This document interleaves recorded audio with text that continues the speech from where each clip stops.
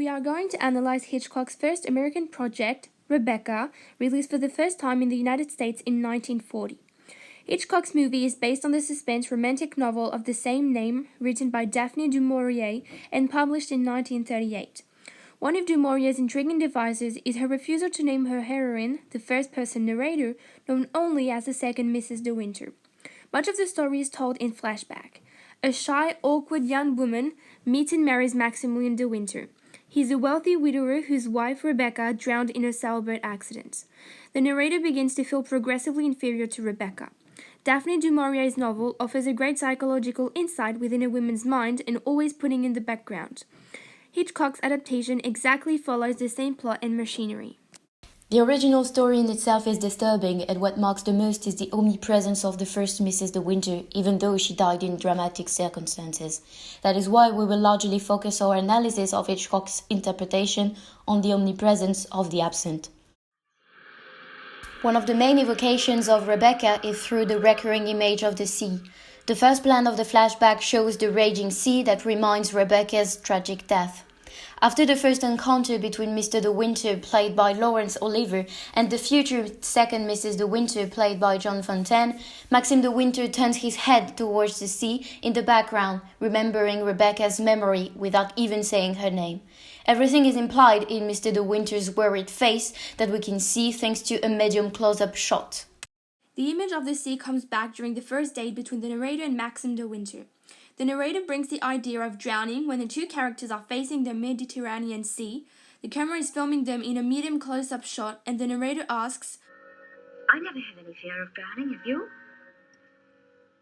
Then the camera focuses on Mr. De Winter's embarrassed face. The music accentuates the dramatic reminiscence of Rebecca's death. Even if she is not mentioned, the mere mention of drowning automatically evokes Rebecca's shadow. One of the key elements that brings Rebecca's presence to life over and over again is the housekeeper Mrs. Danvers, whose devotion to Rebecca borders on the macabre. Mrs. Danvers seems to be the living continuation of Rebecca. One of the most decisive episodes is when the narrator defies all the moral codes of the house by entering Rebecca's room. Mrs. Danvers appears as if she were there for a long time. She appears as a dark silhouette, so we can first wonder if it is the apparition of Rebecca.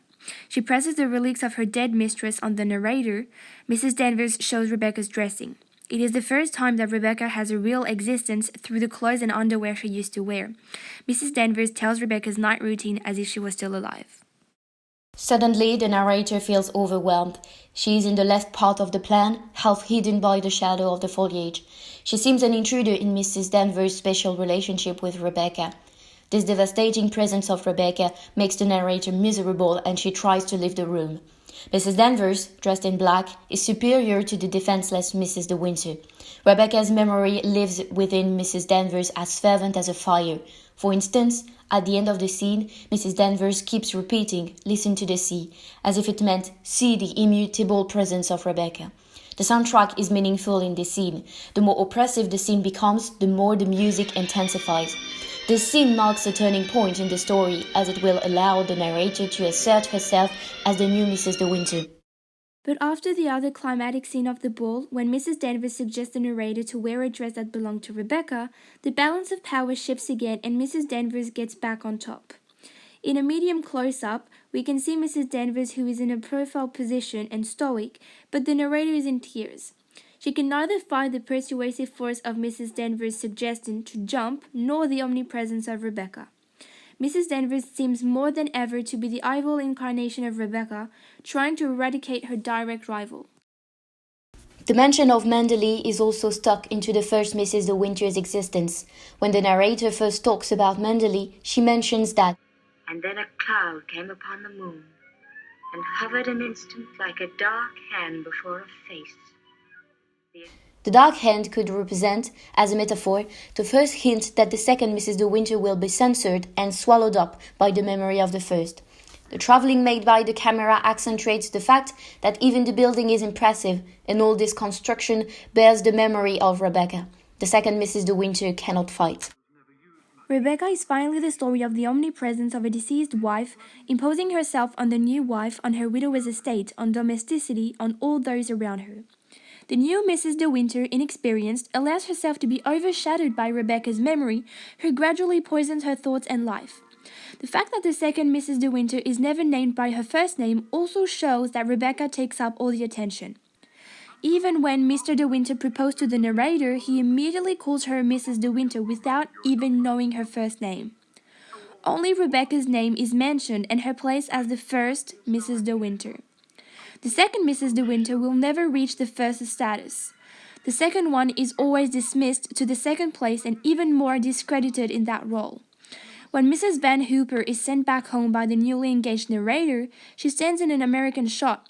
She makes a sarcastic laugh looking at the narrator and says a condescending Mrs. De Winter. Like she didn't think the role was right for her.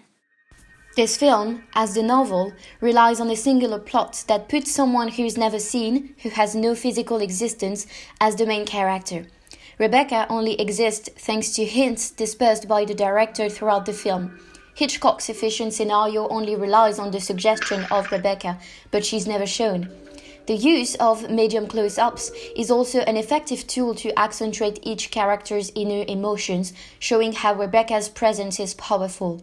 Although she has no physical existence, she gives her first name and indirectly her story to both the novel and the cinematographic adaptation.